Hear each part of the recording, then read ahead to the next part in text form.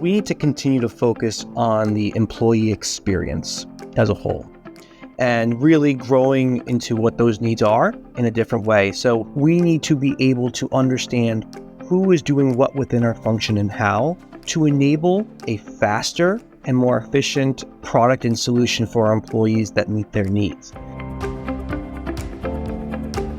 Welcome to a new episode of the WhatWorks podcast series. You just heard from Nick Benaquista, a leader in HR transformation at Mastercard. In this episode, Kathy Enderes, Senior Vice President of Research and Global Industry Analyst at the Josh Bersin Company, interviews Nick about redefining HR through systemic approaches, cross-functional collaboration in HR, and implementing a new HR model with strategic business partnerships. Let's get started. Nick, thanks so much for joining us on the WhatWorks podcast. Thank you for having me. Really appreciate it. So looking forward to our conversation today about how your HR transformation is going at Mastercard. And this is going to be part 2 of the journey because we did a big case study last year about the way that you are evolving and transforming the HR function at Mastercard. So I can't wait to hear how it's going. But before I jump in, tell us a little about yourself, about your role, and a little bit about Mastercard as well. Yeah, absolutely. Thank you, Kathy. So I am one of our people business partners here at Mastercard. I have a portfolio that supports the chief administrative officer of the company, as well as our vice chairman, which leads our strategic growth organization. So I have 8 other colleagues. The 9 of us together make up our people business partner team to support the business. So I've been with Mastercard for 6 years now in October here. For the last 3 years, one of my focuses in the portfolio I shared is being the people business partner for our HR function. And so I've had the joy to help our family, is the way I see it, to think about we are a business. People business partners are there to help the business do and meet its needs and deliverables for the organization. And it's no different for an HR function. So being able to come in, understand what the needs are from a business perspective and how we move ourselves forward has been a focus area. And when you think about Mastercard as a whole, it's a fascinating story in of itself because of the sheer growth of our organization. Over the last 5 years, our employee population grew from just shy of 15,000 up to 33,000 plus. And then certainly the expectation of our employees within the company have increased. It becomes really important for how we can help the organization as a whole meet its needs. Tell us a little bit about a quick recap on what happened in the first part of this journey. Absolutely. In speaking with our colleagues within the function and understanding the needs of our employees, what we saw was, we need to continue to focus on the employee experience as a whole and really growing into what those needs are in a different way. So when you think about that being our true end goal, how we get there is important. And were we as a function equipped and ready to keep up with the pace that I just described earlier and then delivering on those experiences? And the concern was, we need to operate at greater scale, right? We need to be able to understand who is doing what within our function and how to enable a faster and more efficient product and solution for our employees that meet their needs. And so we took a step back and looked across the organization and said, well, we really haven't had significant change in a very long time. And with all that rapid change happening around us, we need to look at ourselves saying, how do we become better? And so the journey began there, saying, are we built for the future? Or are we built for now and the future? And how do we get to more scalable ways of working? So we said in that first year, within each of the areas of the organization, do we understand what our roles and responsibilities are? And have we created something in a way that allows us to scale? What are some examples of the products that you created? Give us some examples of HR products. Yeah, it's a great question. So what we've done, we did a service catalog as our starting point to understand what are the products we have, what are the services that we have, and what experiences are they a part of. And so from that, bottomed up build, we kind of understood that It's more than just products. A series of products could help make up an experience, for example. Some have technology behind them. Some are experiences that are interactions not through necessarily a technology solution as well. But some of those examples, right, is onboarding. Onboarding is an experience, right? When you think about onboarding, it touches a whole lot of parts of organizations, even outside of HR. But how do you sit there and say, I still own the end-to-end thinking of this experience, even if I don't own all the products or elements attached to it, right? Talent acquisition is an experience. Our total rewards team, there are experiences built within there, such as benefits, right? Global mobility. So those are examples when we talk about experiences. And if I could give an example of one recently, it's a new experience that we launched in our company, our employee stock purchase program, where employees in our company were able to buy a portion of the company through stock at a discounted rate.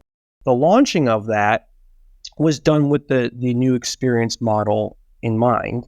And the group sat down together and said, let's think about the end-to-end experience of this. That was a great success story for us that we saw by having this team talking together, the technology and the architecture behind it, the operations to execute it, and how an employee will go and experience it individually was thought through end to end, and something that we launched new with this new mindset.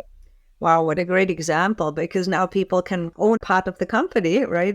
So what did you set out to do this year? What's been the guiding post in a lot of our thinking on this transformation is what are the problems ahead of us, and then calibrating and making sure that we're moving a direction that helps solve them. So as we ended the first year, there was a concern being built around, well, we've cleared up roles and responsibilities within, but the fear was creating siloed solutions now. So how do we work across each other became that problem statement, and year 2 of the transformation was, how do we focus on that? And, in working with yourself, Kathy, and the team, this idea of systemic HR came out of that, right? I didn't have an original language of what this was, but in spending time with you and the team and the great work that you've all done, I realized, that's what we're trying to do. We need groups to work together to solve that particular need. So who are the experience owners? Who are the tech owners? Who are the service delivery owners? How do they work together? How often should they meet? What are the conversations around? So we're setting up an infrastructure around that. So you can see that the shift for year 2 was bringing together the disparate teams of HR to work within systems to solve the needs of what that system is trying to accomplish. And so that's where we've been spending a lot of our time from the transformation perspective, ensuring people understand what I just described, because it's hard. Wow, what a great way of thinking about it and clarifying what that means, because I think most HR organizations, as we discovered, they're mostly just sitting back and saying, okay, anybody have a question? Okay, how do we do that? And by the way, this system doesn't really work like a system either most of the times, right? So how did that change the roles of the HR people? Everyone was changed in some way, shape, or form, going from, within a COE to say what an experience owner is. It's a really challenging thought when you break it down how much change we're talking about. It's not just about designing this great experience for our employees, but understanding all aspects of it, including operations and technology. And the infrastructure to make that work is also a challenge, right? When you're already resource constrained, it does take a lot of effort to be able to help people shift into a new way of operating. The interaction, communication, and behavior was the big change. Talking more with one another, helping understand and have empathy for these situations, right? And I want to be clear, there's so much work to do here. It's about momentum and building on successes. We still have a lot to do in this space. Those are 2 examples where I think high degree of changes occurred. I think that's so important to set the realistic expectation too. Of course, this is not going to happen overnight, and it's more teaching them how to fish rather than fishing for them. But take some time for sure. It's a journey. It's a good journey, and I love how you're starting with the vision, of course, as well. What has been easy on this journey, if anything, and what has been maybe hard on this journey? The easy thing is people agree and understand we need to evolve. What makes it hard is how we get there, and right, the ways of doing that, right? But we listened to the pain points, and there's far more pain points than we'll ever get to address. We're in a constant state of aspiration. It's words on a paper that we're trying to bring to life. Will we ever realize it? I don't think so, but not a reason to not to strive to get there, right? So the belief in it, the desire from people within our function, gosh, we have such great talent and great people, and they all want to do their best and want to help. The interdependencies are so significant. To start to change one element means everything else has to change. That's why it's a system. It proves itself out. We also can't change everything all the time at the same time. So you're thinking about, how do I sequence what comes first, right? The miss would have been arguing over and over until we come to a decision. You start to put into play, and then you keep track of it. Where are we not making traction? Where are we falling behind? But you know what? We're still moving. It's momentum. But I think it's been hard to try to be like getting it all right. It's a mental change I have to make where it's not going to be right. Are we focused in prioritizing the right things? What is in front of us that needs to get fixed versus what do we need to be investing in longer term because it has to get fixed over time? That's certainly been a challenge. Investment, that's a challenge.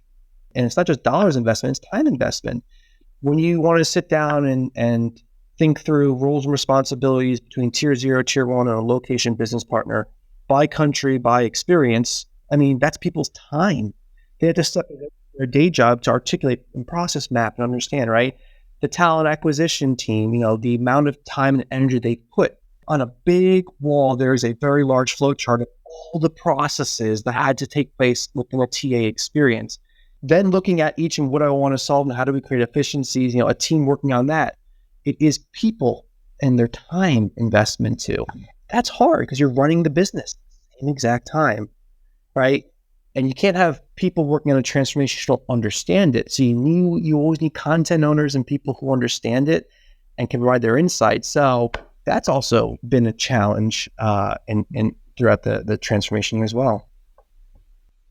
No, I totally see both of them. The first one I'd maybe characterize as progress over perfection, right? So keeping moving rather than making sure, as you said, disputing all the time, like where do we go first and second? Because as you said, I mean, it's better to just get started on something and make some forward movement and then maybe recalibrate. If you said, oh, maybe we should reprioritize because now we're in a different place. So keeping forward rather than just thinking about how do we do this, right? And the second one, I think it's so key to keeping the plane flying while you're fixing it or something like that. That's that analogy, right? Because people have their day jobs. They still need to do what they need to do. Obviously, when you have your talent acquisition team, they still need, the hires don't stop, right? The recruiting efforts don't stop. So they still have constantly more and more people coming in and saying, I need to hire all these people, while the team has to step away and map all their processes at the same time. So it's that balance, like keeping the urgent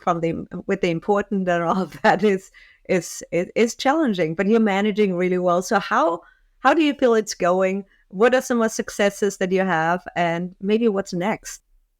Yeah, look, I think it's going well. I do. I think that we're seeing great progress in all these areas. We are increasing the employee sentiment of some of the experiences that we've been deploying, executing, or evolving, or creating for the first time. That's that real output. Around is a success. Now, it's far more than just the operating model, please. The operating model is just a piece of that pie because the actual products themselves, the people doing the work. So I think from that perspective, it's going great. And then, the idea of it has become part of your day-to-day now. It's not that it's just this big transformation that's going on. It's just, this is the way of working now. This is just life. That when I come in day out, I am just part of something that is shifting and constantly changing, and that comfort with ambiguity, right? That comfort that the way we're doing it is not going to be the way we're doing it tomorrow. And my constant thinking about my job in a way that's aligned to how do I make things, or how do I become part of the evolution of what's happening around the systems as well, right? So that becomes that newer gauge of success in a lot of this. It's definitely been a challenge to say, how can I quantify the success of this in full transparency, Kathy? Because there's a tentacles around this, and employee sentiment is a big one. getting feedback from colleagues around asking flat out, how is it going? And so that shift where we're going, that's a big piece of it. I think the next thing we're looking at too, right? This notion of operations, investment in operations, this tier 0, tier 1, the tooling, the process, it's literally at the cornerstone of the entire how HR works. And so really double downing even more on the operations side. How does that work? What becomes next to really unlock all these other pieces? So, that's going to be a big focus area for us. AI, everything that's being described, roles, responsibilities, things will shift. And so that's why that even what this is and where it started 2 years ago versus now, it's going to have a new face and lens once you start to put these aspects into it. So how do we adjust to those needs? Skills and capability development, right? That's a huge undertaking. What are those needs? And I even put AI in that one too, because how do you leverage AI? It's going to be a skill and capability in and of itself. But, that is where this is going. And it's the stickiness. It's keeping it moving, keeping momentum, investment in operations, day-to-day behavior shifts, AI involvement, skills and capabilities. That's where this is going, I think, in the future here too. Wow. Now, what a great journey you're on. And I think the journey never stops, right? I mean, as you said, we're continuing to transform, you're continuing to revise how the roles shape, what new capabilities people need, what new technology capabilities you have, of course, with AI coming in. So it's an ongoing journey. And I think that's one of the big themes that I get from talking with you too. It's not like, oh, we're working through this big transformation and then afterwards we're through it and whew, now we're finally in the steady state. Well, this is ongoing tweaks, right? Ongoing transformation. So do you see an end to this? Do you say, well, now we're done, or are you ever done? Yeah, no, never done. That's become very apparent.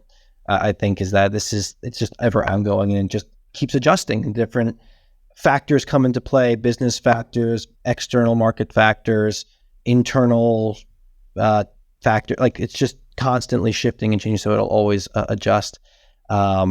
I think that the team, the HR leadership team, absolutely feel that as well, and that this is a constant evolution and changing and shifting that we're doing. So it's not the old school HR transformation that was a project, right? It's constant evolution of the HR function, of the roles, of the jobs, of the technology, of the operations, of the capabilities, and how people interact and communicate with each other. So fantastic.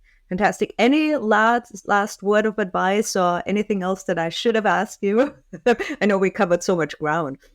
No, I think that maybe the last piece I'd say here, because it's as a voice on behalf of my team here, I'd be remiss if I didn't articulate this is completely an undertaking by the entire both leadership team as well as every employee in our function. We are all contributing in some way, shape, or form to help and shape this. Even in the feedback, which is definitely looking back, that's probably the challenge too, Kathy, is how to manage the feedback that's coming in along the way of all this is a challenge because there's more feedback to come than can ever be managed. But you also need to find a way to listen, right? You can't just ignore it because it's too much. And I think that the engagement from the overarching HR function has been phenomenal in a lot of this, and their comfort to give that feedback, their guidance, their ideas and solutions that have been brought forward. The wonderful experience owners we have across the organization, wanting to continue to evolve what they're creating for their employees, and that desire is there, right? An HR leadership team that's constantly committed to doing right and best for the organization. So the people behind all of this work, is they're the ones doing all of the work, are really why I think we've gotten such success to date on this, while there's still so much to do to realize these ideas, because they're ideas that are being realized over time. At least I have personal comfort and confidence in my colleagues and team members that we will continue to get better. We will continue to make these things. We will continue to help create experiences for the organization that our employees and our leaders are looking for and need from us. Wow, fantastic. Well, I think we covered so much ground. Thank you so much, Nick, for joining us on the WhatWorks podcast. It was such a pleasure, and I learned so much. Every time I talk with you, I learn so much. So thank you for joining us. No, thank you so much for having me. What a privilege. I really appreciate it. Thank you. And that's a wrap for our conversation with Nick Benaquista from Mastercard. Nick illustrated how Mastercard is redefining HR through a systemic HR approach that's built on cross-functional collaboration, new roles and responsibilities, a clear, integrated operating model, and full-stack HR capabilities. And although that's the sequel to our previous case study with Mastercard that described year one of their journey, Mastercard is not done. It's not a one-time HR transformation, but an ongoing evolution of the HR function. We hope you enjoyed this episode and look forward to bringing you more insights from pioneering HR leaders. Until next time, keep exploring what works in your world. Thanks for joining us.